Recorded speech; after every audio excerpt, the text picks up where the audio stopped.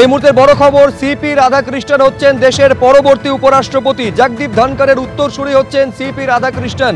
452টি vote তিনি পেয়েছেন বলে জানা যাচ্ছে। কাউন্টিং শেষ হয়েছে এবং গণনার পর জানা যাচ্ছে 452টি ভোট তিনি পেয়েছেন। এবং বি সুদর্শন রেড্ডি ইন্ডিয়া জোটের তরফে যিনি উপরাষ্ট্রপতি পদপ্রার্থী ছিলেন, 300টি ভোট তিনি পেয়েছেন। আমাদের প্রতিনিধি বিজেন্দ্র সিংহ আরো বিস্তারিত বলবেন এই নিয়ে। বিজেন্দ্র,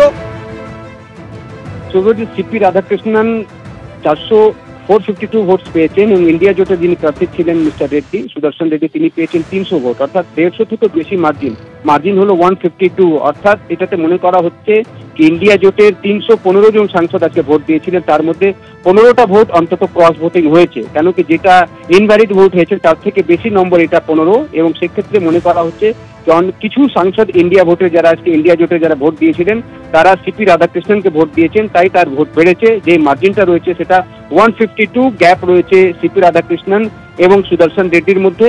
সিপি রাধাকৃষ্ণন এনডিএর প্রার্থী ছিলেন, তিনি পেয়েছেন 452 ভোট এবং পুরো টোটাল ভোট ছিল 788, যার মধ্যে 7টা ভ্যাকেন্সি রয়েছে। 781 ভোটাররা ছিলেন ভোট দেওয়ার জন্য। 767 জন ভোট দিয়েছিলেন, যার মধ্যে ভ্যালিড ভোট ছিল 752, অর্থাৎ কিছু ভোট খারাপ হয়েছে। কিন্তু যে মার্জিনটা দেখা যাচ্ছে এই মুহূর্তে, যেটা দাবি করেছিল কংগ্রেস বা ইন্ডিয়া জোটের তরফ থেকে দাবি করা হয়েছিল 315 জন, তাদের সবই সাংসদরাই এসে আজকে ভোট দিয়েছেন। একটা হয়ে ইন্ডিয়া জোট আজকে ভোট দিয়েছে তাদের প্রার্থী সুদর্শন রেড্ডির জন্য। কিন্তু সুদর্শন রেড্ডি পেয়েছেন 300 ভোট, অর্থাৎ 15টা ভোট তিনি কম পেয়েছেন। এই 15টা ভোট কোথায় গেল? হয়তো কিছু ইনভ্যালিড হয়েছে বা কিছু ভোট চলে গেছে সিপি রাধাকৃষ্ণনের কাছে, যার মার্জিন যেটা এক্সপেক্ট করা হচ্ছিল কি 440-এর আশেপাশে থাকবে, তার মার্জিন হচ্ছে 452 ভোট তিনি পেয়েছেন এবং 300 ভোট পেয়েছেন ইন্ডিয়া জোটের প্রার্থী, অর্থাৎ মার্জিন হয়েছে 152 মার্জিনে জয়ী হয়েছেন সিপি রাধাকৃষ্ণন। এখন খুব সম্ভবত আগামীকাল জানা যাবে তিনি কবে শপথ নিচ্ছেন।